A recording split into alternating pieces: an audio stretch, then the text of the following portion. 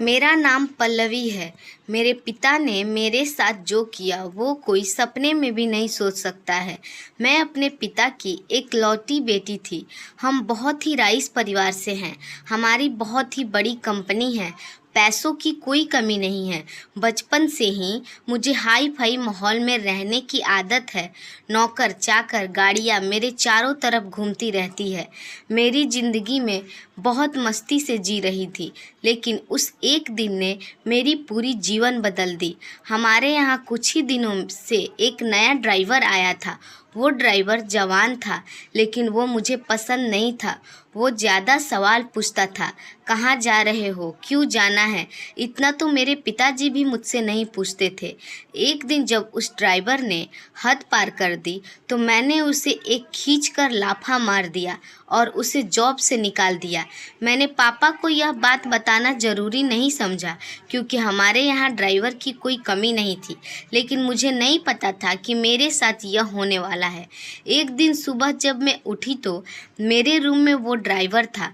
वो ड्राइवर मेरे कमरे में इतनी सिक्योरिटी के बीच कैसे आ गया मुझे पता ही नहीं चला। शायद मैंने उसे थप्पड़ मारा था। इस बात का बदला लेना था उसको। मैंने कहा कि तुम यहाँ क्या कर रहे हो। वो बोला, मैं तुम्हारा पति हूँ। कल रात को तुम्हारे पापा ने मेरा शादी तुमसे करवा दी है। मैंने कहा कि तुम पागल हो, मेरे पिता तुमसे मेरा विवाह कराएंगे। और विवाह हो भी गया और मुझे पता भी नहीं चला। फिर उसने कहा कि मुझे पता था कि तुम मेरी बात का भरोसा नहीं करोगी, इसीलिए मैं तुम्हें पिक्चर दिखाता हूँ। उसने अपने फ़ोन में हमारी शादी की फ़ोटो दिखाई। वो सही बोल रहा था। मैं उसके साथ मंडप में बैठी थी। मुझे होश नहीं था और मेरे पापा भी मेरा कन्यादान करते हुए उस फोटो में नजर आए। मुझे उस फोटो को देखकर विश्वास नहीं हुआ कि मेरे पापा जो मुझसे इतना प्यार करते थे वो मेरी बेहोशी में बिना मर्जी के एक ड्राइवर से मेरी शादी करवा सकते हैं। मैं उस समय अपने पापा के पास गई। पापा को कहा कि पापा, यह सब क्या है? यह कोई ड्रामा है? यह ड्राइवर के साथ मेरी शादी क्यों करवा दी, वो भी बेहोश करके? आप ऐसा कैसे कर सकते हैं मेरे साथ? आपको थोड़ी भी दया नहीं आई? पापा ने कहा कि वो मजबूर हैं। मैंने कहा, मजबूर? हम मजबूर हैं? इतने बड़े पैसे वाले होने के बाद भी इस ड्राइवर की क्या औकात है कि हम इसके आगे मजबूर हो सकते हैं? वो बोले कि तमीज से बात करो, अब मैं तुम्हारा पति हूँ। मैंने बोला, मैं इस शादी को नहीं मानती। यह शादी मेरी मर्जी के खिलाफ है। वो बोला कि मर्जी तुम्हारे पापा की थी, जो इस फोटो में साफ दिखाई दे रहा है। वो बोला, चलो अब मेरे साथ। मैंने कहा, चलो कहाँ? यह मेरा घर है। वो बोला, नहीं, तुम मेरी पत्नी हो और अब तुम मेरे साथ रहोगी। अगर नहीं मानी तो यह फोटो प्रेस में जाएगी।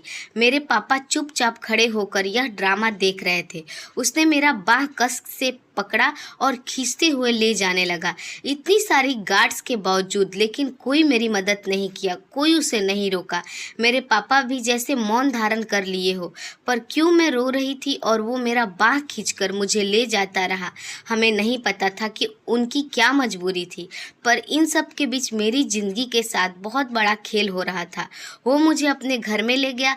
घर नहीं, जेल था वो। एक छोटा सा रूम, वॉशरूम के लिए भी रूम के बाहर जाना पड़ता था। उसने मुझे कहा कि यही अब तुम्हारा घर है, यहीं पर रहना है और यही खाना है। पास में ही बहुत सारे रूम थे, उनमें भी लोग रहते थे। मैं ऐसी जगह आ जाऊंगी मुझे अंदाजा भी नहीं था। उसने कमरे में खाने का सामान रखा और कहा, खाना बनाओ, भूख लगी है। मैंने कहा, मुझे खाना बनाना नहीं आता। वो बोला, ठीक है, मैं कहीं और खा लूँगा, तुम फिर भूखी पेट रहो। वो इतना कहकर चला गया। मैंने सोचा कि मैं भाग जाऊं, लेकिन मैं फिर सोची कि मैं जाऊं कहाँ, अपने घर तो जा ही नहीं सकती। और मैं रोती रही भूखे पेट। मुझे भूख लग रही थी। ऐसे भूख मैंने जीवन में कभी महसूस नहीं किया था। मैं मेरे रूम के दरवाजे पर बैठ गई और रो रही थी। पास के रूम से एक महिला ने मुझे रोते देखा और कहा, क्या हुआ? मैंने कहा, भूख लगी है। वो बोली, इतनी सी बात? उसने अपने रूम से एक रोटी और कुछ सब्जी लाकर मुझे दी। मैंने खाया। मैंने हर तरह के पकवान खाए थे जीवन में, लेकिन वो रोटी और सब्जी खाकर मुझे जो महसूस हुआ और लगा जैसे मैंने ईश्वर को पा लिया हो। रात हो गई थी। फिर वो वापस आया। आते ही उसने रूम का दरवाज़ा लगा लिया। मुझे डर था कि वो कहीं मेरे साथ कुछ गलत ना करे, लेकिन वो चुपचाप एक कोने में सो गया। इतने बड़े बिल्डिंग से एक छोटा सा रूम रूम में, वो भी अनजान आदमी के साथ। मैंने सोचा कि अब मैं यह सब सहन नहीं करूँगी। मैं उस रात सोई नहीं और सुबह उसके उठने से पहले मैं रूम से भाग गई और फिर मैं अपने एक दोस्त के यहाँ गई। लेकिन मैं उसके घर पहुँची तो उसने मुझे गेट के अंदर घुसने ही नहीं दिया। बोला कि तुम्हारे पापा का कॉल आया था, अगर किसी ने तुम्हारी हेल्प की तो उसके साथ अच्छा नहीं होगा। उसने मेरे मुंह पर गेट बंद कर दिया। मैंने सोचा था कि वापस उस जेल में नहीं जाऊंगी, लेकिन कुछ घंटों में मैं समझ गई कि मेरे लिए अभी उससे ज़्यादा सुरक्षित जगह कोई नहीं है। इसलिए मैं वापस लौट आई। मुझे वापस देखकर वो बोला, क्यों आ गई? तुम्हें मुझसे कोई नहीं बचा सकता। मैंने अपने आप को इतना मजबूत पहले कभी नहीं महसूस किया था।